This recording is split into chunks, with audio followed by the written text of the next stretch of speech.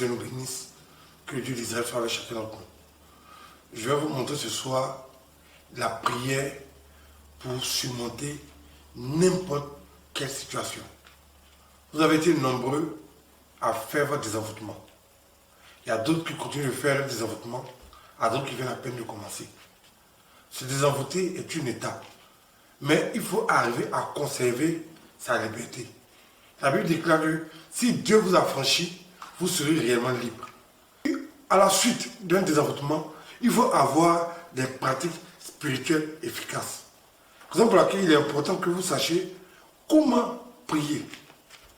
Il y a les prières inventées, il y a les prières hasardeuses, il y a les prières ribobo, ribaba, il y a les prières farfelues, il y a les prières fantaisistes. Il existe toutes sortes de prières.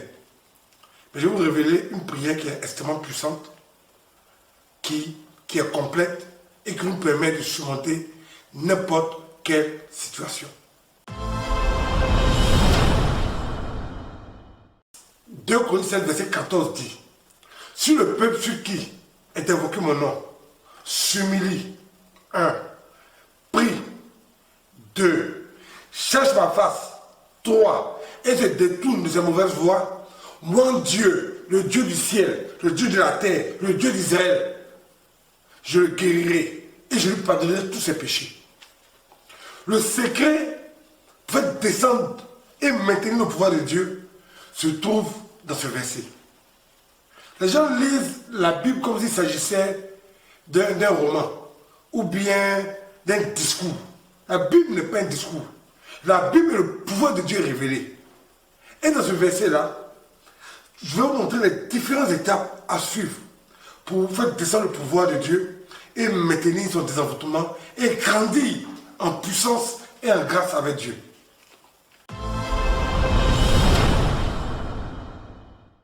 Donc la Bible dit, si le peuple sur qui est invoqué mon nom, la première étape, il faut que le nom de Dieu soit invoqué sur toi.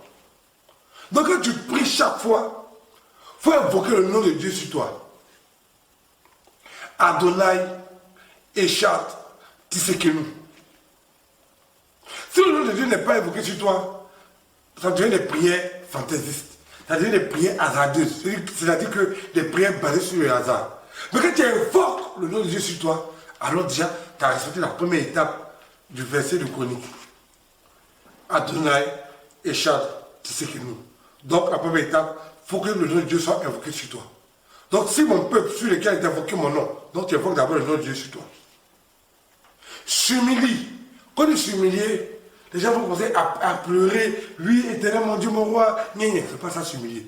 S'humilier, on prie, on se prosterne sur les coudes, comme ça. Regardez bien sous mes coudes. Vous allez voir que mes coudes sont foncés. Parce que quand je prie, quand la Bible dit que de s'humilier, c'est de se prosterner devant Dieu. Donc tu prends appui sur tes coudes. Et voici la preuve de ce que je vous dis. Regardez mes coudes. Ils sont noirs. Parce que c'est dessus que je m'appuie. Donc la première étape, c'est invoquer le nom de Dieu sur toi. La deuxième étape, c'est t'humilier devant Dieu. C'est-à-dire que tu prends appui sur tes coudes. Par terre pour prier. La troisième étape, on dit, celui qui va chercher la face de l'Éternel. Où se trouve la face de l'Éternel? C'est à l'est. Donc quand tu te prosternes sur tes coudes, tu fais face à l'est. C'est là-bas que tu te prosternes sur tes coudes au nord, ou bien dans n'importe quelle direction. Non, non, non. Face à l'est. Par exemple, c'est à l'est que se trouve la face de Dieu.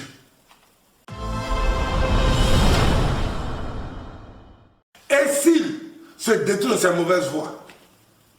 Donc, même si tu as respecté les 3 étapes, il faut que tu te détournes de tes mauvaises voies. Il faut que tu te détournes du chemin qui n'est pas bon.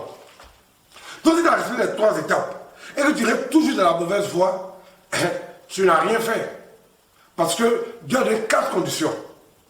Tu as respecté les 3 conditions, les 3 premières conditions, tu as invoqué l'Éternel sur toi.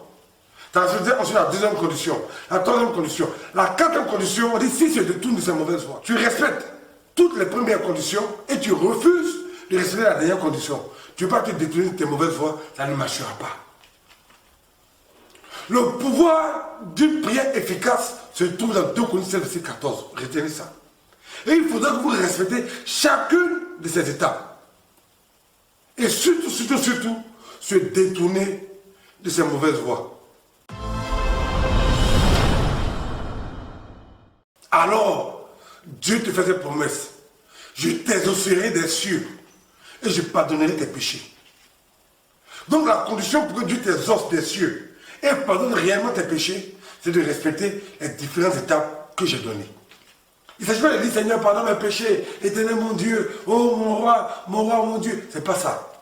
Respecte les étapes de 2 Corinthiens verset 14. Si tu respectes toutes ces conditions, il n'y a pas de raison que ta vie recule.